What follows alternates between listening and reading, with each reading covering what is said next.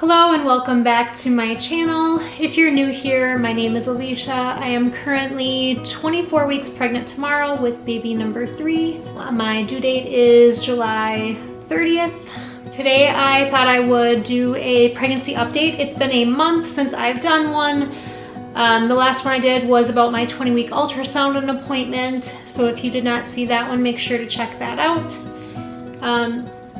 Not a lot has changed in the last month, but some things have. So I figure at this point, monthly updates are probably the best since there's not a terrible lot going on. And as I get closer to my due date, I will probably update more frequently. Last appointment, which was last week, I did see my doctor a little bit early because of some issues I had going on, which I'll get to in just a minute. But I'm measuring a week ahead. That was the first time he actually got out the tape measure and measured me. So I've been measuring ahead since the beginning of this pregnancy. At my 8-week ultrasound, I was supposed to be 7 weeks and I measured 8. So he bumped my due date up to July 30th. And then at my last appointment, I was still measuring ahead of that yet by a whole nother week. I guess I'd rather be ahead than behind, so that's good. Baby's growing, all good things. Heart rate has been in the 140s consistently for quite some time now. Still continues to be there. I don't check it much at home anymore with my Doppler, but maybe once between appointments. It's not much anymore just because I feel so much movement all day, every day, and that is one thing that is new. The movements have just become, in the last 4 weeks, they've become so strong. Very, very strong, where you can tell that the baby's moving like arms or legs when you feel on the outside even. My husband is feeling that every night. I think he really enjoys that before bed. The baby's always very active, so he can always kind of reach over and feel the baby moving. And then actually last week, my youngest son was able to feel it from the outside as well, and he just thought that was super cool. Next appointment, I have the glucose test. So it's just the 1 hour. I've never failed a glucose test in my other pregnancies, so I'm hoping that continues this time. I did, however, after my last appointment at like 21 weeks, I was at work and I just had this burning in my belly and it would not go away.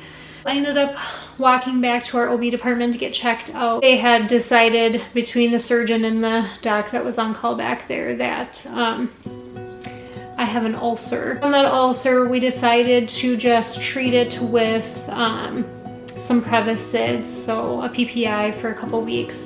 So I took that morning and night, and my OB doctor, actually he said I can come off of that and just see how it goes, and if I need more to let him know, but if I'm feeling fine, then no need to continue it for the rest of my pregnancy. A little unsure why I ended up with the ulcer, if it was kind of a hormonal thing related to the pregnancy, or I am on a baby aspirin for my blood clotting disorder, but it's only 81 milligrams and it's enteric coated, so it shouldn't have caused that. It seems to be resolved now. Another thing I have noticed is I'm really starting to feel a lot more contractions. Just the Braxton Hicks ones. I'm not concerned at all that it's any kind of preterm labor, which I've had issues with in the past, but this time just the normal Braxton Hicks contractions. It doesn't really seem to matter if I'm moving too much or not, if I'm resting, if I'm drinking a ton of water or not enough. I get them the same regardless. So it's just my body, you know, my uterus preparing for delivery. Another symptom that is new since my last update is swelling in my legs. It, in the last week, has been much warmer here, and I was outside doing a lot of outdoor work. It was like in the 80s. It was amazing. And I sat down and I put my legs up and noticed I had no ankles anymore, and I had marks from actually putting my legs up on the table for a few minutes. That didn't go away for like 2 hours. I've always had edema in my pregnancies. I had it terribly with my oldest son, who was born in August, so I'm sure it's only going to. Pelvic pain I had in my last update has gotten so much better.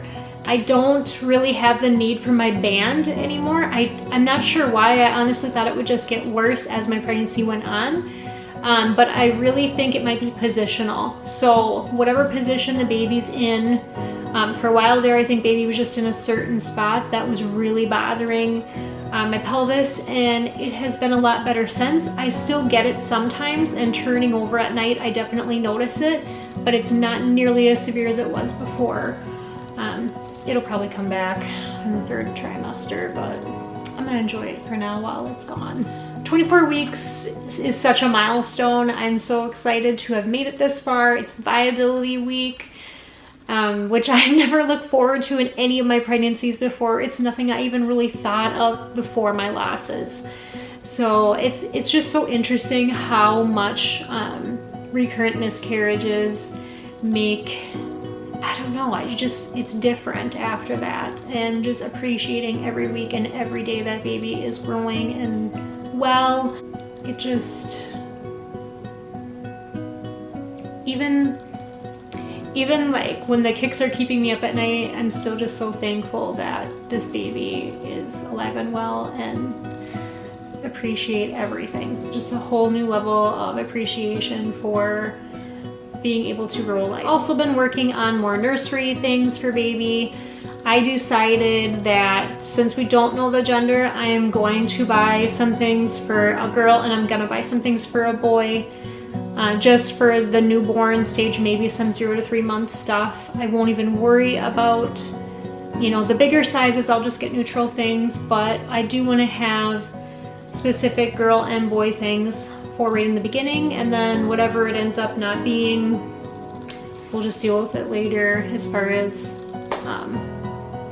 reselling those items. That's what I had decided. It just, because I'm so type A and like to plan everything, it is the best compromise I've been able to come up with for not finding out the gender. I am really excited we did not find out the gender. It did bother me at first for about a month, but I'm just actually really excited to see what the baby is when baby comes out, and I'll just prepare the best I can in the meantime. I think that's about all I have for today for an update. I hope you guys enjoyed this video. Don't forget to like and subscribe for future updates. I'll see you guys in the next one.